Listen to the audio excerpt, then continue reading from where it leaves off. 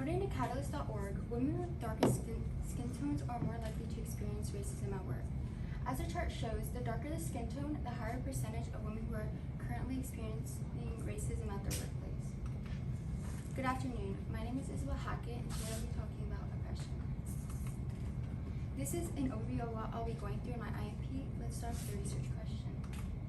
My research question is, to what extent has cultural oppression caused trauma in the 1900s in different ethnic groups? My argument to that question is cultural oppression has unidentifiably caused trauma on various ethnic groups since the 1900s, with the effects of it still going on today.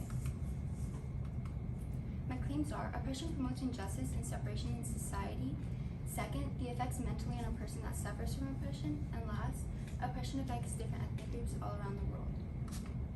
Injustice. Many different ethnic groups that suffer from cultural oppression have a harder time prospering in different countries. In societies that involve oppression, it promotes injustice and makes it more common. According to Titus Stahl, it is important to note that this constraint is an additional form of disadvantage that oppressed people suffer. Apart from the more direct outcomes of oppression, in the analysis defending here, oppression involves unjust outcomes and unjust constraint. This painting, Confrontation of the Bridge by Jacob Lawrence, is a painting to be described about African Americans during a non-violent, peaceful protest, but faced police violence at the end of the Edmund Pettus Bridge. Overall, this shows that even though it was non-violent and peaceful, the police saw a problem with it just because of their skin color. Mental effects of oppression. Suffering from an oppression interaction can have psychological effects. According to Suzette Spate, however, there was a significant change in psychological activity when the participants observed a slide which depicted both interracial interaction and racial climate in the United States. Specifically, there was a significant change from base rates in participants' basic GSP, galvanic skin response level, and heart rate acceleration when they observed the slides. As well, oppression can cause lower self-esteem, and oppressed people can feel fear towards their oppressors due to the fact that they're terrified. This picture by Dr. Akena Ahmed shows the stressors on various ethnic groups. As you can see, it shows racism, discrimination, violence, and poverty.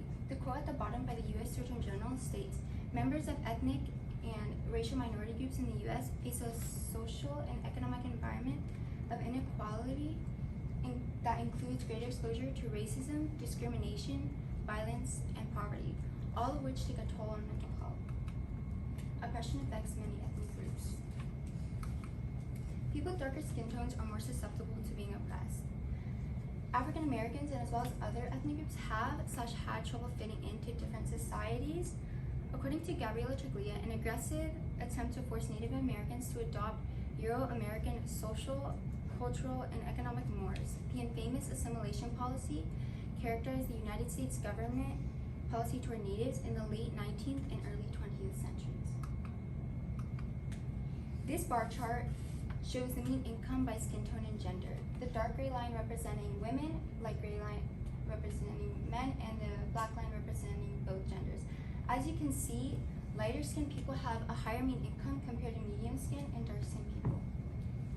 According to Jerome Shield, although underscoring the role these dimensions play in fostering the injustices experienced by African Americans is critically important, it is just as significant to link these dimensions to cultural oppression and conceive cultural oppression as a foundation for explaining the high societal vulnerability of African Americans. Overall, oppression might never be solved due to societal structures and cultural norms, but a potential solution to be made is to make awareness to oppression by having groups or programs, as well as doing peaceful protests explaining your opinion. Thank you.